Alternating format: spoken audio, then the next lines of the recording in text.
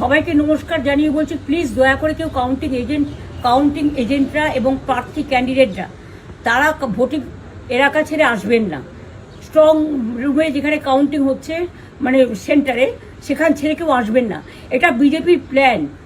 প্রথম 2-3 রাউন্ডে আমি কালকে থেকেই বলছি যে ওদেরগুলো আগে দেখাবে, আমাদেরগুলো পরে দেখাবে। এবং অনেক জায়গায় 2-3 রাউন্ড কাউন্টিং করার পরে প্রায় 100টা জায়গায় কাউন্টিং বন্ধ করে রেখে দিয়েছে। এবং কল্যাণীতে ধরা পড়েছে 7টা মেশিন, যেখানে কোনো মিল নেই। এটা টোটাল ফোর্স, পুলিশ সেন্ট্রাল ফোর্সকে দিয়ে চারিদিকে তৃণমূল কংগ্রেসের উপর অত্যাচার করছে, অফিস ভাঙছে, জোর করে দখল করছে। এসআইআর নামে আপনারা দেখেছেন ভোট লুট করেছে যাতে যে সিটগুলো জিততে পারে। কিন্তু এখনও এমন 70টা সিট আছে, 100টা সিট আছে যেগুলো আমরা এগিয়ে আছি, সেগুলো বলছে না। টোটালটাই মিথ্যে নিউজ খাওয়াচ্ছে। আগে ডিআইসিও এই খবরগুলো দিত, কিন্তু তাকে কালকে চেঞ্জ করে দেওয়া হয়েছে।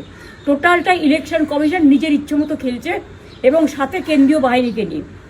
এবং আমাদের পুলিশরা টোটাল মাথা নত করে কেন্দ্রীয় বাহিনীর আন্ডারে কাজ করছে। সুতরাং আমি আমাদের কাউন্টিং এজেন্টদের, আমাদের সমস্ত পার্টির কর্মীদের বলবো, অত মন খারাপ করার কারণ নেই।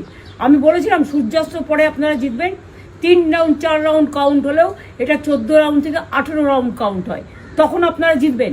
Wait and see, watch.